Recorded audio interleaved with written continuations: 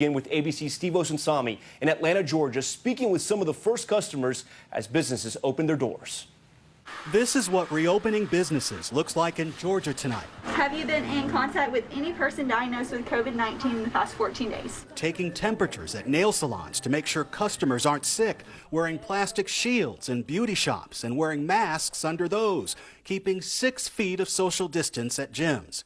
Nervous, anxiety, all that too, but you know, we all want to come back to work. Regina Herschel says after 5 long weeks with no way to pay her bills, she was determined to come to work today. If we don't work, we'll be homeless or hungry, and that's not possible, so we got to take this risk. This was her first customer in more than a month. I trust my stylist to take the necessary precautions to keep me safe. And it's not just Georgia. Authorities in several states are now allowing some businesses to reopen starting today and Monday. I don't think it's too soon, no.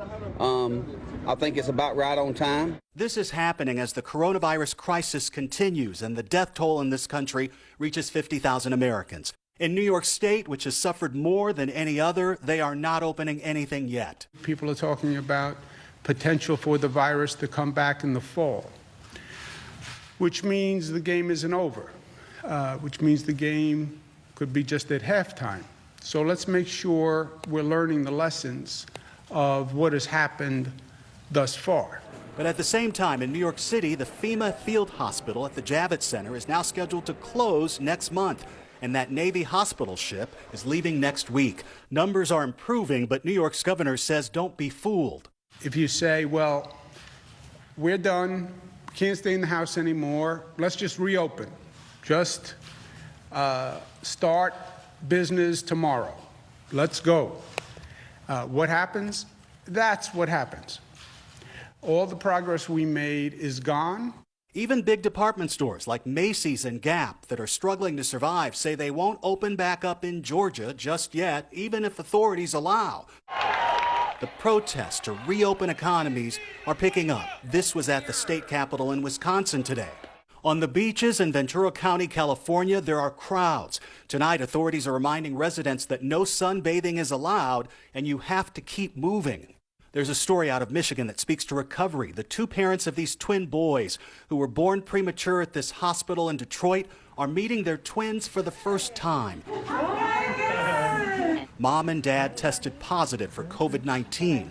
This is the moment when it was safe to hold their children. And in New York tonight, a gift from a retired Kansas farmer to the governor of New York. If you could, would you please give this mask to a nurse or doctor in your state? A farmer named Dennis sent a mask with this letter saying he has a wife with diabetes and 1 lung, but still wanted to help. How beautiful is that? An incredible act right there by that farmer. Steve joins us now from Atlanta. And Steve, there in Georgia, we will see more businesses allowed to open in the coming days? That's right, Tom. On Monday, both movie theaters and restaurants will be allowed to fully reopen, but we've spoken with a number of restaurant owners who tell us that they won't open their dining rooms even though they can because they're more concerned about the safety of both their customers and their staff. Tom? Steve Osunsami with those major new developments today. All right, Steve, thank you. Next to the uproar over President Trump's remarks about using disinfectants inside the body to treat the coronavirus. The president now saying he was being sarcastic, but the remarks prompted health officials and the maker of Lysol to warn people against ingesting disinfectants. Here's ABC's John Carl. Today, the White House is struggling to explain these comments by the president, where he suggested injecting a disinfectant could prove to be a treatment for COVID-19. Supposing we hit the body with a tremendous, whether it's ultraviolet or just very powerful light, and I think you said that hasn't been checked, but you're going to test it. And then I said, supposing you brought the light inside the body, which you can do either through the skin or in some other way. And I think you said you're going to test that too. Sounds interesting. Right, folks who could. Right, and then I see the disinfectant where it knocks it out in a minute, 1 minute. And is there a way we can do something like that by injection inside or almost a cleaning? The president was responding to an ongoing study by the Department of Homeland Security, indicating sunlight, warmer weather, and disinfectants quickly kill the virus on surfaces. We asked, are they really going to test it on people? The president mentioned the idea of cleaners with bleach and isopropyl alcohol you mentioned. There's no scenario that could be injected into a person, is there? I mean, No, I'm here to talk about the findings that we had in the study. We don't do that within that lab, our lab. The suggestion of ingesting disinfectants, something that would be dangerous and even deadly, has sparked a backlash. Lysol's parent company issued a statement saying, quote, under no circumstances should our disinfectant products be administered into the human body.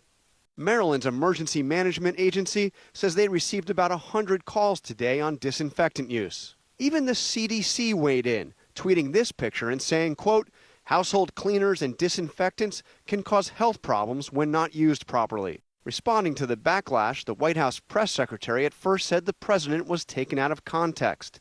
Later, the president himself said he was just being sarcastic.